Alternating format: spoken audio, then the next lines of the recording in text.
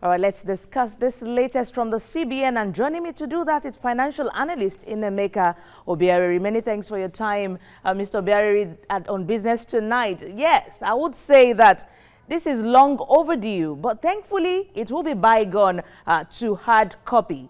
What's your take on this latest of reforms? It's a good innovation. Thanks for having me.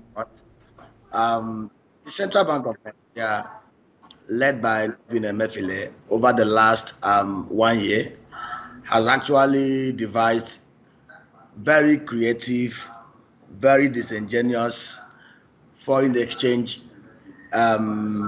programs and schemes to help engender stability in the monetary policy areas in our economy, especially the foreign exchange market. And this is one of the ways in which they will boost easy access to foreign exchange from investors that want to come into the market. Remember that the major challenge we have in Nigeria today is not the issue of oil prices crashing to $45 to $50 per barrel. The major problem we have in Nigeria is that over the last 3 decades, we've remained so over-dependent on our monoproduct, which is the crude oil, that successive governments have paid only lip service to the issue of diversification. What the CBN has done in their own part and over the last 1 year is to creatively provide monetary policy solutions to some of the challenges that we have in Nigeria. Now, the CBN have done their part. What they've done is to make it easy, for investors, either short-term investors by way of foreign portfolio investors or long-term investment by way of foreign direct investors, to be able to access moving their monies at the speed of light, and the commercial banks also will be able to receive these monies that use certificate of capital information, so that at the end of the day, if they want to move their monies out, whether within the short term or the long term period, they will be able to access the official window to take their monies out. Exactly, Nnaemeka. Exactly. The CBN says it will enhance transparency. And in clear terms, let's look at the case of MTN, the giant telecommunications issue between 2006 and 2016, when it allegedly unlawfully repatriated about $13 billion. Do you think truly it's going to enhance transparency? Yes, it will enhance transparency. Remember that one of the things that the CBN did in April this year was introduce the Nigeria Autonomous Foreign Exchange Rate Fixing Mechanisms, otherwise known as the Investors and Exporters FX window. Remember that the official rate is at 305. But this market is a market that has so much engendered transparency. It appears to be boosting foreign exchange supply and the flow of foreign exchange liquidity in the banking system. It has improved access to forex. Means that liquidity pressure has eased. And if you look at it, over time, we have received, we now attract on a weekly basis over $1 billion into that market. It's the only transparent FX window that we have today. The rates at that market determined by the interplay of demand and supply in that market, and it's the market participants.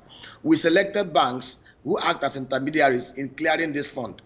And over time, most of these banks are also on net credit in terms of the FX inflow and outflow in the system. Now, the issue of MTN, I don't want to comment on that MTN issue. It's not a case of, I don't think it's a case of MTN taking the monies that they brought it out. It's a case of proper reportage. It's a case of also transparency. There's nothing that stops you, an investor, from taking out his money through the legal and transparent and accountable means. Remember that the work of the Central Bank of Nigeria is to maintain monetary stability, FX stability. And in maintaining monetary and FX stability, they keep records of both inflows and outflows.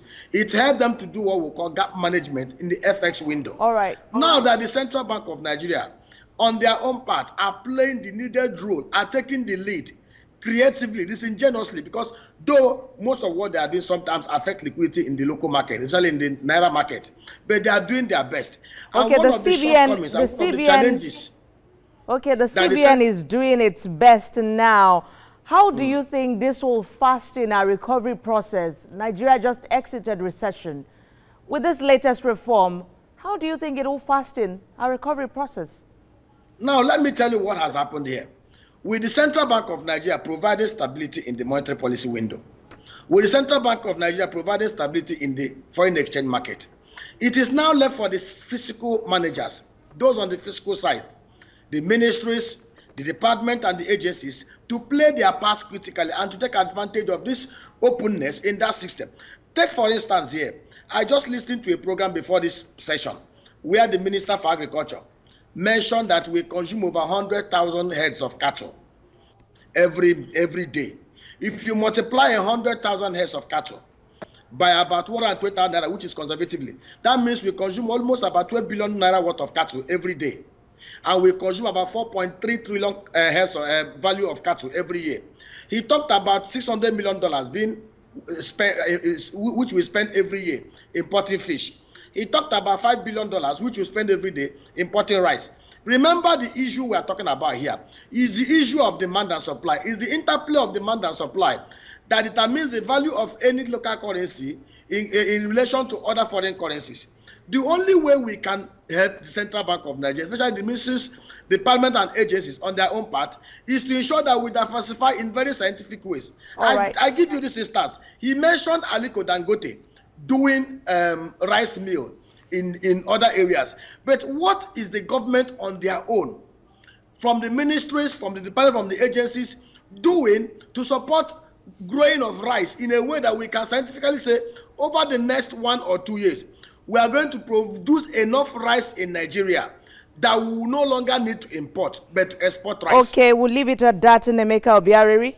Government support is what is much more needed in this. Financial analyst Nnaemeka Obiaraeri, thank you for your time on Business Tonight.